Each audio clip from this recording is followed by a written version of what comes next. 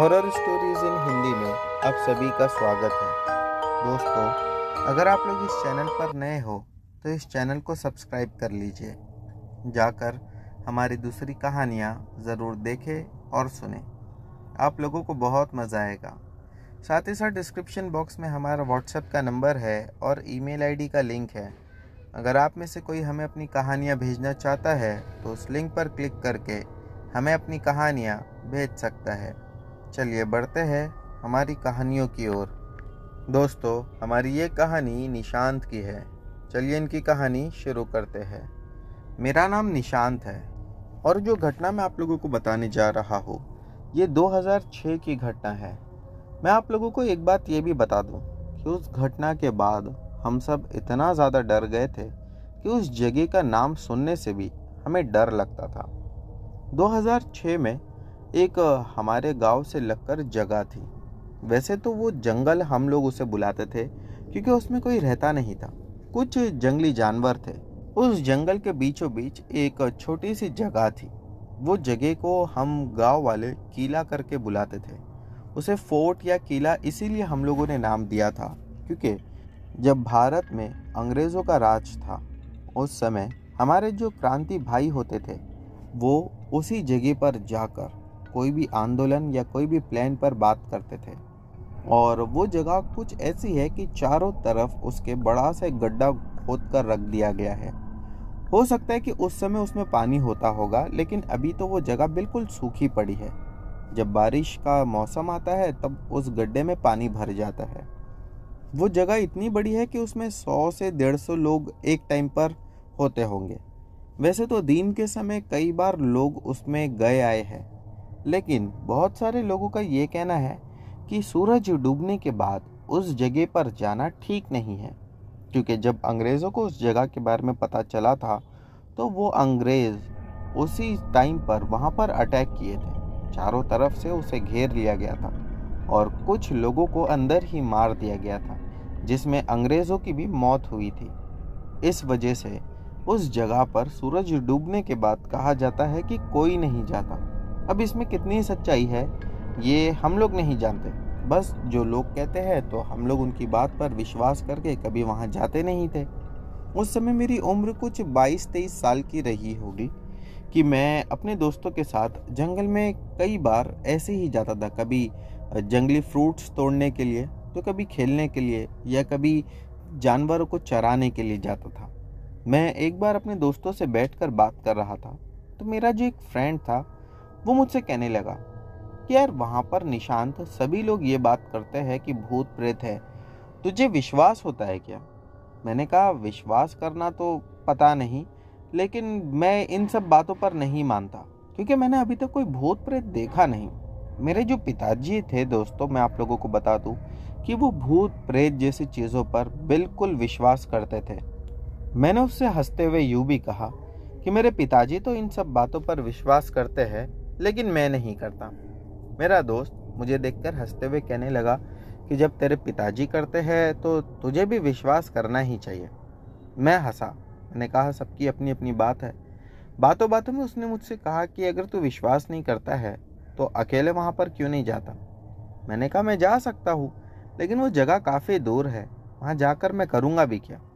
उसने कहा कि तुझे प्रूव हो जाएगा कि भूत होते हैं। मैंने कहा छोड़ यार, मुझे इन सब बातों पर बहस नहीं करनी। मैं वहाँ से उठकर आगे बढ़ा ही था कि मेरे दोस्तों ने मुझे आवाज़ देकर दोबारा बुलाया। फिर वो लोग कहने लगे कि क्यों ना हम सब वहाँ पर एक साथ जाए। हम सब वैसे भी कई दिन से कहीं बाहर नहीं गए हैं घूमने के लिए।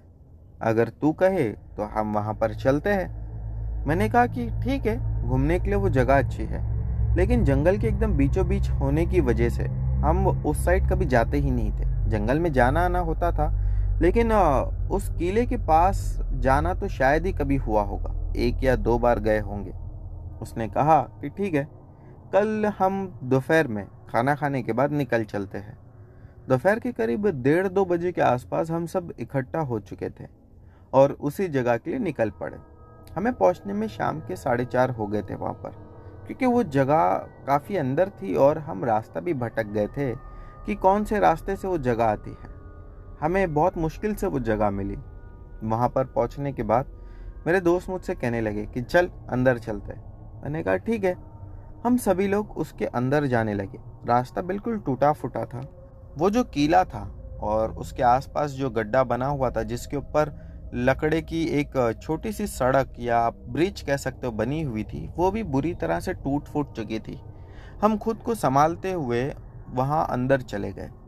अंदर जाने के बाद में हमने देखा कि बिल्कुल सन्नाटा पसरा पड़ा था, जैसा कि मानो बाहर की दुनिया से कांटेक्ट ही टूट गया हो। अक्सर ही आप लोगों ने देखा होगा कि जंगल में जंगली जानवरों की या फिर चिड़िया पक्षियों की आवाज़ आती है, लेकिन अंदर कोई आवाज़ नहीं आ रही थी, बल्कि यूं लग रहा था कि जैसे हम सबके कान सुन पड़ गए हों। हम एक दूसरे से जब बात भी कर रहे थे तो हमें काफ़ी ज़्यादा ज़ोर से और चिल्ला कर बात करनी पड़ रही थी।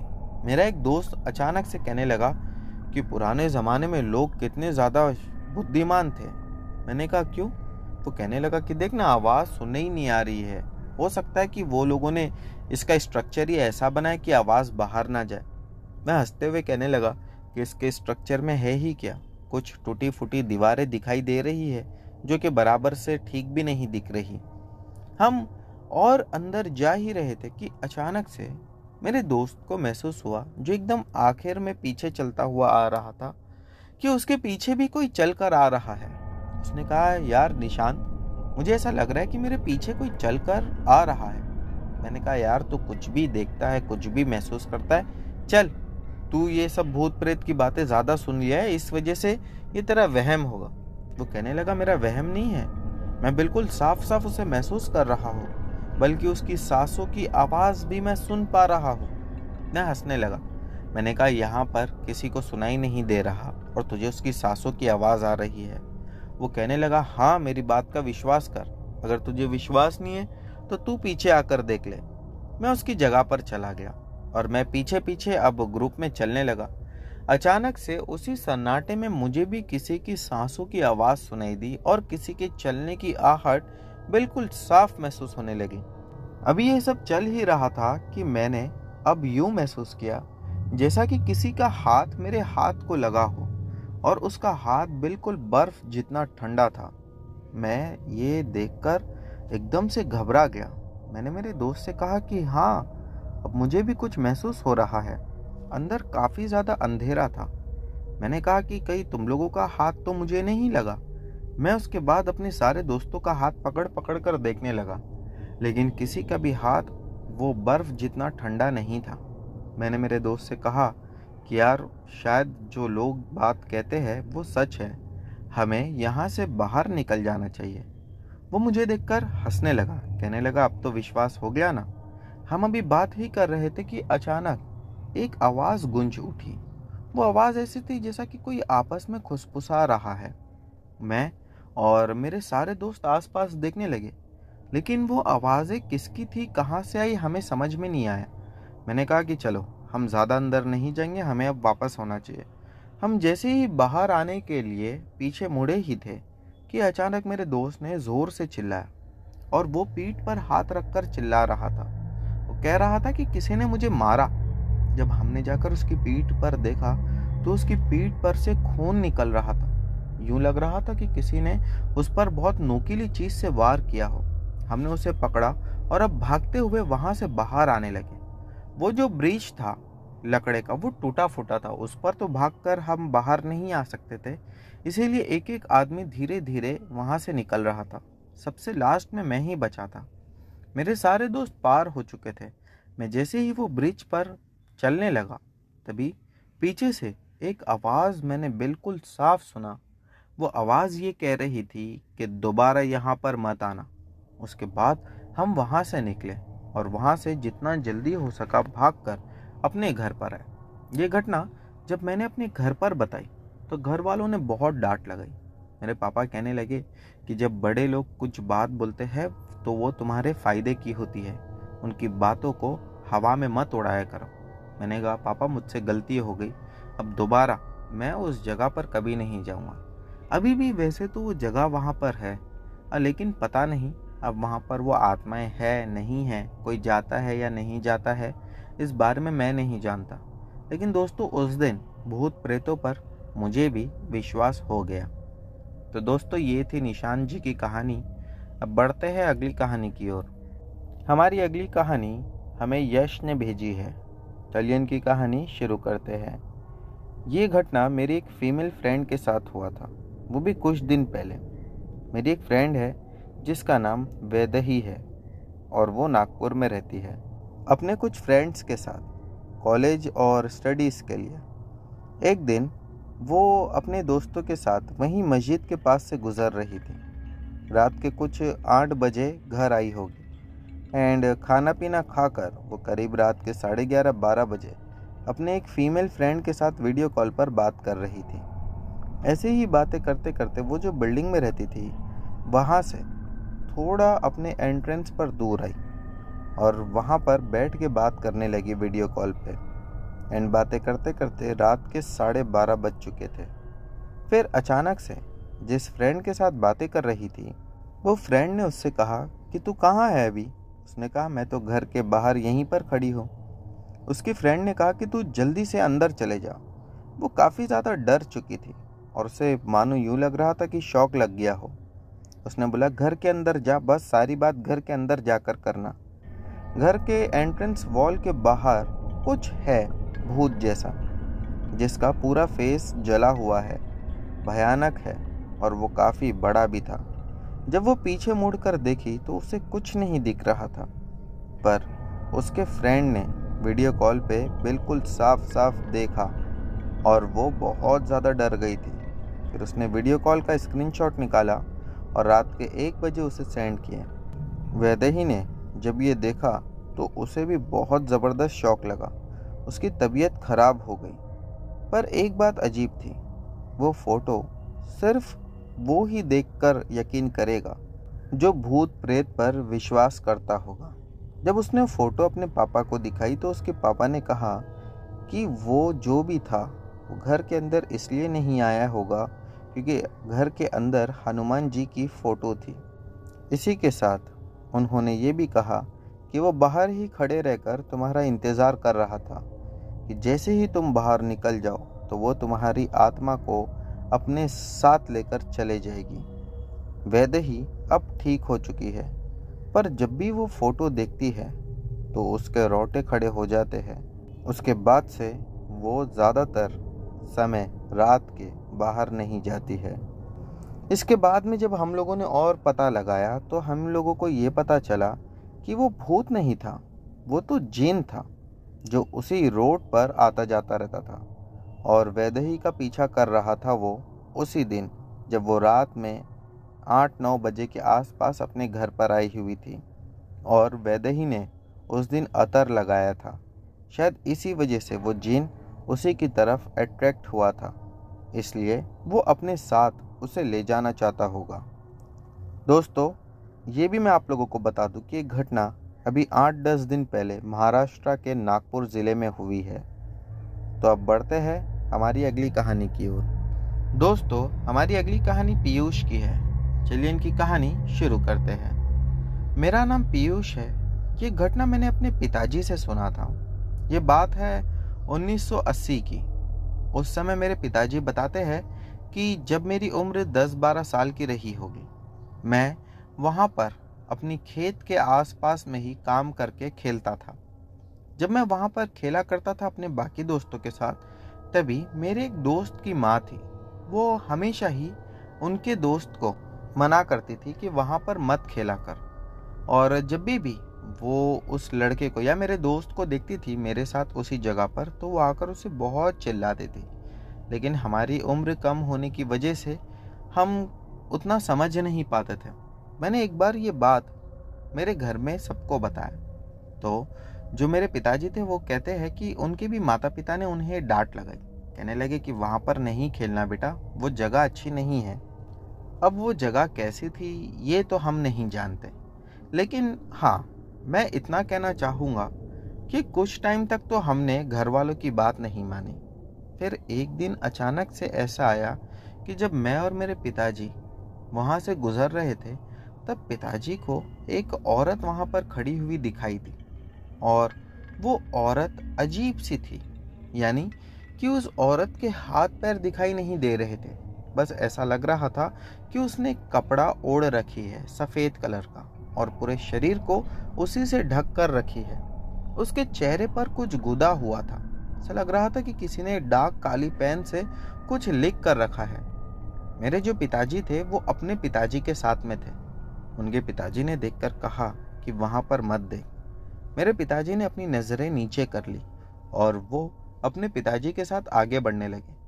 थोड़ी देर आगे बढ़ने के बाद उन्होंने देखा कि वो जो औरत थी वह भी उड़ते हुए उनके पीछे आ रही है। मेरे पिताजी तो बहुत ज़्यादा डर गए और वो डर की वजह से चीखने चिल्लाने रोने लगे। उनके पिताजी ने उन्हें गोद में उठा लिया और कहने लगे कि तुझे मना किया ना, उस औरत की तरफ बिल्कुल मत देख, बस आगे ही देखते चल। और उसके बाद पिताजी ने पीछे मुड़कर देखा ही नहीं डर की वजह से। जब वो लोग घर पर आए तो मेरे पिताजी की तबीयत काफ़ी ज़्यादा खराब हो गई, जिसके बाद 4 से 5 दिन लगा उन्हें पूरी तरह से ठीक होने में। पिताजी कहते हैं कि इतना तो मैं गारंटी के साथ कह सकता हूँ, जो कुछ भी था मगर इंसान नहीं था। उस घटना के बाद दोस्तों मेरे पिताजी अब समझ चुके थे कि क्यों उनके दोस्त की माँ उस जगह पर खेलने के लिए मना करती थी। हो सकता है कि शायद वो पहले से जानती होगी कि वहाँ पर कुछ बुरी आत्माओं का वास है। तो दोस्तों ये थी पीयूष की कहानी। बढ़ते हैं अगली कहानी की ओर। दोस्तों हमारी अगली कहानी एलेक्स ने भेजी है। चलिए इनकी कहानी शुरू करते हैं। मेरा नाम एलेक्स है और मैं पोर्ट ब्लेयर यानी अंडमान निकोबार आइलैंड का रहने वाला हूँ। मैं बेसिकली एक नर्स हूँ और जो घटना मैं आप लोगों को बताने जा रहा हूँ वो इसी महीने सितंबर की है। मेरी सैटरडे मॉर्निंग को ड्यूटी थी। सैटरडे से पहले फ्राइडे रात को मेरे भैया को किसी काम से मॉम डैड के घर जाना पड़ा।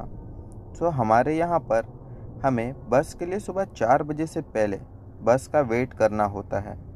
तो सैटरडे मॉर्निंग को मैं भैया को बस स्टैंड छोड़ने चला गया। 4 बजे बारिश भी हो रही थी। बस आने के बाद मैं घर गया। घर पर जाकर टाइम देखा तो 5 बज रहे थे। मैंने सोचा कि अभी अगर सो गया तो लेट हो जाएगा ड्यूटी के लिए। मेरा जो ड्यूटी का टाइमिंग था वो सुबह 6 बजे से दोपहर तक होता था। फिर दूसरी जो नर्स होती थी वो आती थी। हम हैंड ओवर कर देते थे उनको सारा काम। सो मैं घर पर टीवी देखने लगा और टाइम को भी देख रहा था। 5:30 बजे जब घड़ी में टाइम हुआ तो मैं नहाने चला गया। 6 बजे से पहले ही मैं हॉस्पिटल चला गया। फिर जो काम था वो करने लगा। काम करते करते दूसरी जो सिस्टर्स थी वो भी आ गई। 6:30 कुछ शायद बज रहा होगा। सारी ही सिस्टर्स और मैं मिलकर बातें कर रहे थे। अचानक से इतने में जो एम्बुलेंस का ड्राइवर था वो भैया हमारे पास भाग कर आया। आकर बोला कि एक इमरजेंसी आ गया है, एक आदमी को करंट लग गया है, तो वो रोड पर ही गिरा पड़ा है, तो हमें जाना होगा। मैंने सिस्टर्स को बोला आप यहाँ पर रहो, मैं जाता हूँ। कुछ 7 बज चुके थे सुबह के। फिर हम वही लोकेशन पर गए जहाँ से कॉल आया था। जंगल का रास्ता था और रोड भी बहुत ख़राब था। एक्चुअली जो जगह पर वो आदमी का एक्सीडेंट हुआ था वो हमारा एरिया था ही नहीं। फिर भी इमरजेंसी थी क्योंकि दूसरे हॉस्पिटल की जो एम्बुलेंस थी वो पेशेंट लेकर दूसरे हॉस्पिटल गई हुई थी, या यूँ समझ लीजिए कि वो सब बिज़ी थी।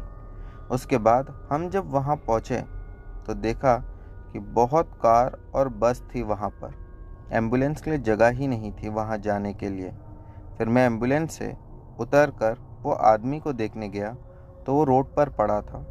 बहुत से पैसेंजर भी आकर देखने लगे। मैं देखा उस आदमी का शरीर पूरी तरह से काला पड़ चुका था और जगह जगह खून के धब्बे भी दिखाई दे रहे थे। मैंने उसका पल्स चेक किया, सब कुछ देखा और उसके बाद में पता चला कि उस आदमी की मौत हो गई। उसी समय मैंने पुलिस को इन्फॉर्म किया और फिर हम हॉस्पिटल आ गए। यहाँ सब तो बातें ठीक थी, लेकिन जब मैं रात में अपने घर पर सोने गया तब मैंने उसी आदमी को अपने सपने में देखा और वो आदमी को 3 दिन तक लगातार मैं सपने में देखता रहा, जिसके बाद मैं काफ़ी ज़्यादा डर गया था। मैंने ये बात अपने एक दोस्त को बताई तो उसने कहा कि मैं एक आदमी को जानता हूँ जो शायद तेरी मदद कर सके। जब मैं उस आदमी के पास गया तो उस आदमी ने झाड़ फूंक करके मेरे ऊपर से पता नहीं क्या झाड़ दिया कि फिर मुझे वो सपना कभी नहीं आया। तो दोस्तों, अब बढ़ते हैं हमारी अगली कहानी की ओर। दोस्तों, हमारी जो अगली कहानी है वो हमें निखिल ने भेजी है। चलिए इनकी कहानी शुरू करते हैं। मेरा नाम निखिल है और मैं उत्तराखंड का रहने वाला हूँ। ये जो मैं घटना बताने जा रहा हूँ, ये घटना मेरे साथ पिछले महीने में ही घटी थी। मुझे ऐसा अनुभव पहली बार शायद मेरी लाइफ में हुआ था। तो चलिए मेरे साथ हुई घटना को विस्तार से बताता हूँ। मैं अभी बीटेक कर रहा हूँ और मैं अक्सर बाहर कैफ़े में जाके कुछ काम वगैरह करता हूँ। पता नहीं, लेकिन मेरी आदत ही कुछ ऐसी है कि मुझे 12 बजे से पहले नींद ही नहीं आती। लेकिन मुझे इससे कोई दिक्कत नहीं, क्योंकि मुझे पढ़ाई करते समय मेरे लिए एक प्लस पॉइंट हो जाता है। तो हुआ ऐसा कि जब मैं एक रात को अपने घर की छत पर टहल रहा था, तब मैंने देखा कि एक लड़की जो स्कूल ड्रेस में थी वो कैफ़े से बाहर आई। लेकिन ऐसे कैसे हो सकता है? दरवाज़ा तो खुला ही नहीं था, तो वो बाहर कैसे आ गई? मैंने सोचा कि आवाज़ लगा देता हूँ। फिर मैं खामोश हो गया, क्योंकि कोई और सुन लेगा तो शायद हो सकता है गलत समझेगा। इसीलिए मैंने कुछ नहीं कहा और मैं उस लड़की को देख ही रहा था कि वो कुछ दूर जाने के बाद अचानक से रुक गई और उसने सीधा मेरी तरफ देखा। ये देख के मैं आश्चर्य में पड़ गया कि इसने सीधा मुझे कैसे देख लिया, क्योंकि मैं कब से उसे ही देखे जा रहा था। उसने तो एक बार भी अपना सर नीचे से ऊपर नहीं उठाया था। तो उसे ये बात कैसे पता चल गई कि मेरे ही छत के ऊपर मैं खड़ा हूँ और उसे ही देख रहा हूँ? और मेरे मन में बार बार यही बात आ रही थी कि ऐसे कैसे उसने डायरेक्ट मुझे देख लिया। फिर वो मुस्कुराई और चले गई। मुझे कुछ ठीक नहीं लग रहा था, इसीलिए मैं जाके सो गया। कल जब मैं कैफ़े पहुंचा तो मैंने पता करने की बहुत कोशिश की। शायद किसी को पता है उस लड़की के बारे में, लेकिन मुझे कुछ पता नहीं चला वहाँ पर भी। फिर रात को वैसे ही हुआ। वो अचानक से कैफ़े से बाहर आई और आगे गई और दोबारा मुझे देखकर मुस्कुराई और चले गई। फिर मैंने सोचा कल इस कैफ़े के बाहर ही रहूँगा और उसे पूछूंगा कि इस कैफ़े में क्या करती है इतनी रात को वो भी। फिर मैं जाके सो गया और मैं कैफ़े अगले दिन चला गया। दिन भर मैं वहीं बैठा रहा, उसके ही बारे में सोचता रहा कि आखिरकार वो कौन है जो रात को कैफ़े से जाती है। फिर जब रात हुई मैंने अपना फ़ोन लिया और नीचे कैफ़े के पास चला गया। मुझे अजीब तो लग रहा था, लेकिन मुझे जानना था कि आखिर ये चल क्या रहा है। और मैं कैफ़े से थोड़ी ही दूरी पर जाकर बैठ गया और फिर कुछ ही देर के बाद वहीं पर एक बड़ी बेंच पर चला गया और वहाँ बैठ गया। फिर उस लड़की का इंतज़ार करने लगा। थोड़ी देर बाद वो लड़की वैसे ही कैफ़े से बाहर निकली। मतलब बिना दरवाज़ों को खोले वो बाहर कैसे निकल सकती थी। फिर मैंने देर ना करते हुए उस लड़की को आवाज़ लगाई और वो लड़की मेरे पास आकर बैठ गई।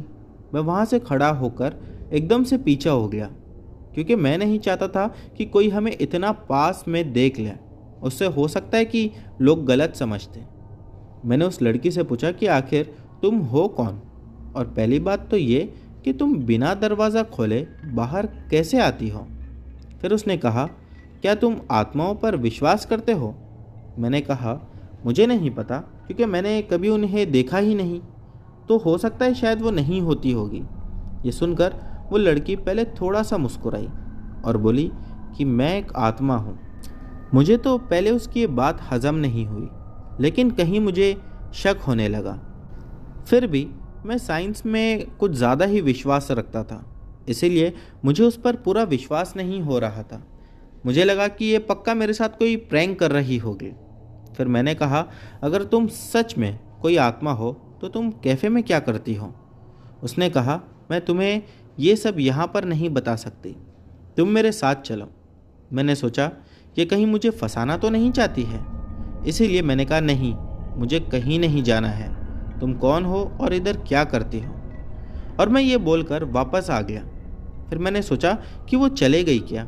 मैं छत से जाकर देखा तो अभी भी वो वहीं पर खड़ी हुई थी और मुझे ही देख रही थी, मानो उसे पहले से ही पता था कि मैं उसे छत पर जाकर देखने वाला हूँ। फिर वो मुस्कुराई और दोबारा निकल गई। ऐसे ही एक हफ्ता बीत गया और मैं जब कॉलेज गया तो मैंने अपने दोस्तों को ये सारी बात बताई। तो उसमें से एक ने बताया कि कैफ़े में आती जाती है ये तो नहीं पता, लेकिन मैंने सुना है हमारे कॉलेज में ही एक लड़की की मौत हो गई थी। बिजली का तार उसके ऊपर ही गिर गया था, जिससे वो कुछ देर में ही मर गई थी। और मेरे दोस्तों ने कहा, भाई देख, ऐसी चीज़ों से दूर रहना ही सही है, इसीलिए हमारी मान तो किसी पंडित से मिल कर आ। फिर जब कॉलेज की छुट्टियां हुई तो मैं वहीं से पास के एक पंडित के पास चला गया। हालांकि मैं अभी भी इन बातों को नहीं मान रहा था, लेकिन दोस्तों ने कहा था इसीलिए मैं चला गया। उस पुजारी को मैंने अपने साथ घटी सारी बात बताई। उस पुजारी ने मुझे एक लॉकेट दिए और कहा कि इसे कभी मत उतारना। फिर मैं वापस कमरे में आ गया, लेकिन अजीब बात यह थी कि वो लड़की उस रात को दिखी ही नहीं। ये मुझे अजीब लग रहा था। फिर मैंने अब उस पर ज़्यादा ध्यान ना देकर कमरे के अंदर चला गया और कुछ देर बाद सो गया। लेकिन कल जब मैं कॉलेज पहुंचा तो मुझे पता चला कि उस पुजारी जी की मौत हो चुकी है। ये सुनकर मेरे दोस्त और मैं भी काफ़ी ज़्यादा परेशान हो गए थे। उन्हें लग रहा था कि मुझे वो लड़की दिखती है। हो सकता है कि उसी लड़की ने उस पुजारी जी को मारा होगा। अब कहीं ना कहीं मुझे भी लग रहा था कि यही सच है। इसीलिए मैंने सोचा कि क्यों ना मैं अपने घर चला जाऊं और कुछ दिनों के लिए मैं अपने गांव सच में चला गया। कुछ दिन तो आराम से वहां पर बिता लिया, लेकिन एक बार जब मैं मार्केट से कुछ सामान लेकर घर वापस आ रहा था तो रात के कुछ 10 बज चुके थे और गांव में कच्ची सड़क थी। ना ही वहां पर स्ट्रीट लाइट थी और ना ही मानो कोई दूसरी रोशनी आ रही थी। इसीलिए मैं बाइक भी धीरे धीरे चलाकर जा रहा था, क्योंकि सड़क एकदम ही कच्ची थी। ज़्यादा तेज़ बाइक भी नहीं चला सकता था। जब मैं एक पुल के पास पहुंचा तो मैंने देखा सामने एक औरत एक कुत्ते को खा रही है। ये देख के तो मानो मेरा सर ही चकरा गया। भला एक औरत कुत्ते को क्यों खा रही होगी? और दूसरी बात तो मुझे ये सता रही थी कि किसी भी जानवर का मांस कोई भी इंसान कच्चा कैसे खा सकता है। लेकिन मैं कुछ करता कि वो मेरी तरफ आने लगी, और जब उसने अपना चेहरा मेरी तरफ किया और लाइट में उसका चेहरा दिखा, ये देखकर तो मैं मानो एकदम वहीं पर डर से कांपने लगा। पहली बार ऐसा हुआ था कि मैं इतना ज़्यादा डर गया था, क्योंकि मैंने देखा उसके चेहरे से खून नीचे की ओर टपक रहा था और उसका आधा चेहरा मानो किसी ने काट कर मांस निकाल दिया था। लेकिन जब वो मेरे थोड़ा करीब आई तो पता नहीं उसे क्या हुआ, वो अचानक मेरे से 10 से 20 मीटर दूर भागकर चले गई और अजीब सी आवाज़ में गुर्राने लगी। ऐसा लग रहा था कि गुर्राते हुए वो चिल्ला भी रही है। उसकी ये भयानक आवाज़ें सुनकर तो मैं ऐसे ही मरा जा रहा था कि उसने वहाँ पड़े कुत्ते को उठाकर मेरे ऊपर दे फेंका, जिसके बाद मैं बाइक से नीचे झाड़ियों में जा गिरा। और फिर अगले ही कुछ पलों में मैं कैसे भी करके वो झाड़ियों से बाहर आया।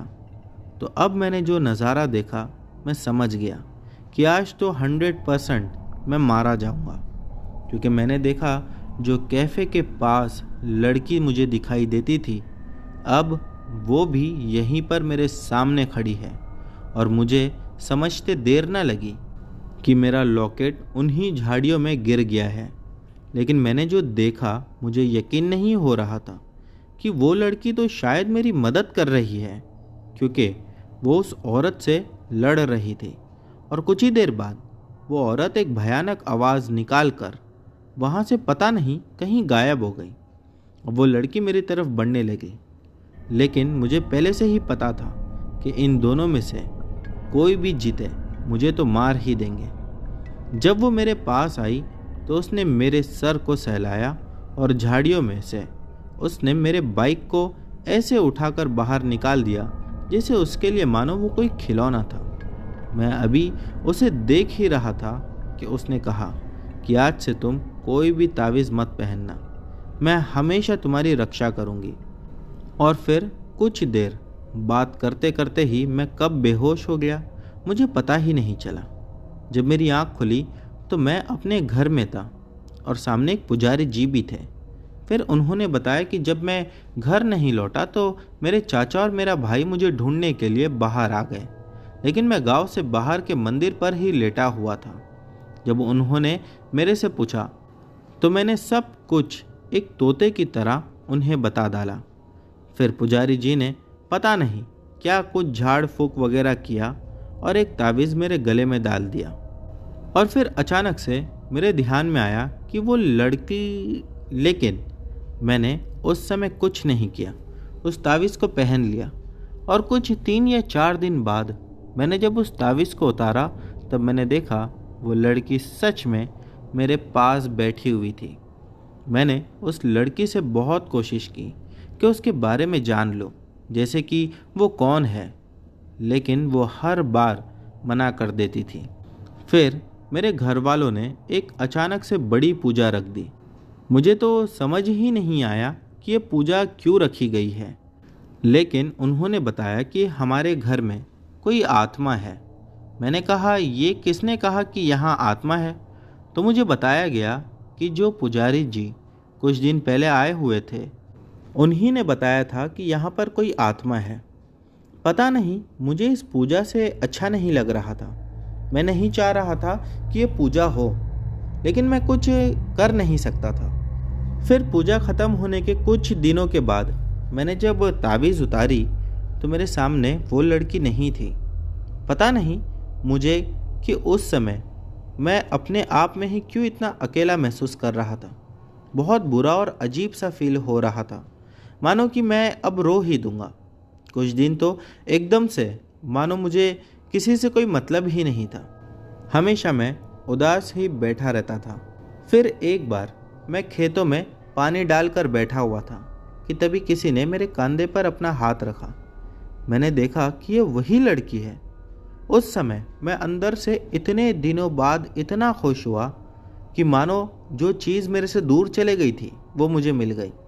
हमने कुछ बातें की और जाने से पहले उसने कहा कि अब से मैं तुमसे नहीं मिलूंगी और ये तावीज़ कभी मत उतारना। फिर कुछ ही देर में वो पता नहीं कहाँ चले गई। तब से मैंने उसे कभी नहीं देखा और ना ही मैं कभी ये तावीज़ उतारता हूँ। तो बस यही थी मेरे साथ घटी एक सच्ची घटना। इसी के साथ निखिल जी लिखते हैं कि बहुत सारे लोग शायद इस घटना पर विश्वास ना करें, लेकिन ये मेरे साथ घटी ही एक सच्ची घटना है। तो दोस्तों अब बढ़ते हैं हमारी अगली कहानी की ओर। दोस्तों हमारी जो अगली कहानी है ये हमें अल्ताफ़ जी ने भेजी है। चलिए इनकी कहानी शुरू करते हैं। मेरा नाम अल्ताफ़ है और मैं कर्नाटका से हूँ। ये जो कहानी मैं आप लोगों को बताने जा रहा हूँ ये मेरे फ्रेंड के साथ घटी थी। तकरीबन 17 साल पहले मेरा दोस्त भेल की भट्टी में काम करता था, तो उस काम में सुबह 3:30 बजे उठकर जाना पड़ता था ताकि गर्मी ज़्यादा होने से पहले काम ख़त्म किया जा सके। मेरा जो दोस्त था उसका एक वर्कर बहुत अच्छा फ्रेंड बन गया था, इसीलिए जो वर्कर था वो अक्सर ऐसा करता था कि रात में 3:30 बजे जाकर मेरे दोस्त को उठा देता था और फिर वो दोनों वहाँ से साथ में जाया करते थे। भेल की भट्टी हमारे यहाँ से लगभग 2 किलोमीटर की दूरी पर है। वो हमेशा दोनों ही साइकिल से जाया करते थे और हमारा जो एरिया है उसके बीच से ट्रेन की पटरी जाती है। वहाँ बहुत से लोग कट कर मर जाते हैं। रात में बहुत ज़्यादा सुनसान लगता है। मेरा फ्रेंड और वो वर्कर वहीं पे खड़े होकर एक रात पहले बात कर रहे थे कि मैं तुझे आकर जगा दूंगा, हम दोनों साथ में चले जाएंगे। फिर मेरे फ्रेंड ने बताया कि बात करने के बाद मैं घर चला गया और सो गया। वो रात पूर्णिमा की रात थी। रात के 1 या 2 बजे उसको वो वर्कर जगाने आया, तो मेरा फ्रेंड टाइम भी नहीं देखा, ऐसे ही मुंह धोकर साइकिल लेके बाहर आया तो पाया कि बाहर कोई नहीं था। उसने सोचा कि आगे शायद हो सकता है चौराहे पर वो खड़ा होगा, सिर्फ मुझे जगाने आया होगा। तो वो आगे चल दिया। आगे भी जब वो बढ़ा तो उसने पाया कि वहाँ पर भी कोई नहीं था। फिर उसने सोचा कि टाइम लगता बहुत ज़्यादा हो गया है, तो दूसरे वर्कर के साथ ही चला गया होगा। इसीलिए वो भी भट्टी के लिए निकल पड़ा। और भट्टी जाने के लिए हमारे वहाँ से दो रास्ते पड़ते हैं। एक तो मेन रोड वाला रास्ता है, एक खेत वाला रास्ता है। और जो खेत वाला रास्ता था वहाँ पर खेती नहीं हो रही थी। उस टाइम पे वहाँ पर कांटे वाले पेड़ बहुत ज़्यादा उगे हुए थे। तो उसने सोचा कि उसी रास्ते से निकल जाता हूँ तो जल्दी पहुँच जाऊँगा। इसीलिए उसने ये सोचकर उस खेती वाले रास्ते को अपना लिया। रास्ता बहुत डरावना लगता था रात में। आगे जाते जाते उसे एक काला साया दिखाई दिया। जैसे ही उसने वो काला साया देखा, उसके पैर मानो वहीं जम गए। वो एकदम से वहीं खड़ा हो गया और वो साया उसके सामने आते ही जा रहा था। फिर देखते ही देखते वो साया एकदम से उसके करीब आ गया। मेरे फ्रेंड ने बताया कि उसकी आंखों से खून निकल रहा था और उसके बदन पे जगह जगह पर खड्डे पड़े हुए थे। उसकी शक्ल इतनी डरावनी थी कि वो साइकिल वहीं छोड़कर भागना शुरू कर दिया। भागते भागते वो ट्रेन की पटरी तक पहुंच गया। उसको ये भी नहीं मालूम हुआ कि कितनी बड़ी उसने लंबी जंप लगा दी है। वो इतना डर गया था कि घर आने तक भागता ही रहा। और जब वो घर पहुंचा तो पाया कि वो पसीने में नहा चुका था। उसकी माँ बहन उसकी आवाज़ से जाग गए। जागते ही उन्होंने पूछा कि क्या हुआ। उसके मुंह से आवाज़ ही नहीं निकल रही थी। उसके घर वाले उसको सहारा देकर अंदर तक ले आए और तब जाके उन्होंने देखा कि टाइम तो अभी सिर्फ 1:50 ही हुआ था। तो उन्होंने उससे पूछा कि तू इतना जल्दी आज कैसे चले गया। वो कुछ नहीं बोला। सारी रात एक कोने में बैठकर काँप रहा था। वो बार बार दरवाजे पे ही देखे जा रहा था, कहीं वो आत्मा घर के अंदर ना आ जाए। जैसे तैसे सुबह हो गई। वो इतना काँप रहा था कि उसकी हद नहीं। उसके घर वाले उसे हौसला देते ही जा रहे थे। वो दूसरा वाला वर्कर काम ख़त्म करके दोपहर को सीधा मेरे फ्रेंड के घर गया ताकि आज वो बता सके कि काम पर ना जाने से मालिक बहुत ज़्यादा गुस्सा है। वो जाकर देखा तो उसको उनके घर वालों ने बताया कि रात 2 बजे वो भागता घर आया था डरता हुआ। कुछ भी पूछ रहे हैं तो कुछ बता ही नहीं रहा है। ये सुन के वो वर्कर अंदर आया। उसने हौसला देते हुए पूछा कि क्या हुआ, मुझे बता, मैं तेरा दोस्त हूँ। तब जाकर वो सारी बात उसने बताई। मेरे दोस्त का कहना ये था अपने वर्कर दोस्त से कि तू ही तो कल आकर मुझे जगाया था। मैं बिना सोचे अपने घर से निकल पड़ा। इतना कहते ही वो वर्कर हैरानी से उसे पूछा कि मैंने कब आकर तुझे जगाया। उसने कहा तेरी ही आवाज़ आई थी, वो तू ही था। उसने कहा मैं कैसे आऊँगा 1 बजे तुम्हें जगाने के लिए, क्योंकि उस टाइम पे तो मैं खुद सो रहा था। बस इतना सुनना था कि उस वर्कर को एहसास हुआ कि कल रात में हम दोनों जब बात कर रहे थे तो हम पटरी के पास में ये सब बातें कर रहे थे। हो सकता है किसी बुरी आत्मा ने ये सब सुन लिया होगा और वो मेरी आवाज़ से तुझे जगाने आ गई है। लेकिन शायद तू बहुत ज़्यादा खुशनसीब है या बहादुर है जो तू उससे बचकर आ गया। इस तरह उसको संभालने में 2 साल लगे। वो ना ही तो बाहर जाता था और ना ही किसी से मिलना जुलना पसंद करता था। उसने वो भट्टी का काम भी छोड़ दिया था। फिर 2 साल के बाद उसने उस भट्टी के काम पे जाना शुरू किया। बताते हैं कि इसके बाद भी उसकी तबीयत काफ़ी दिनों तक के खराब रही। उसे अच्छे से संभलने में बहुत ज़्यादा समय लग गया था।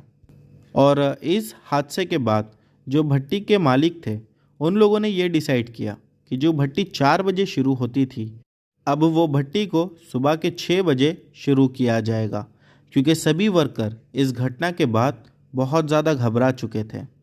तो दोस्तों, ये थी अल्ताफ़ जी के दोस्त के साथ घटी एक छोटी सी घटना। उम्मीद करता हूँ कि आज की सभी कहानियाँ आप लोगों को पसंद आई होगी।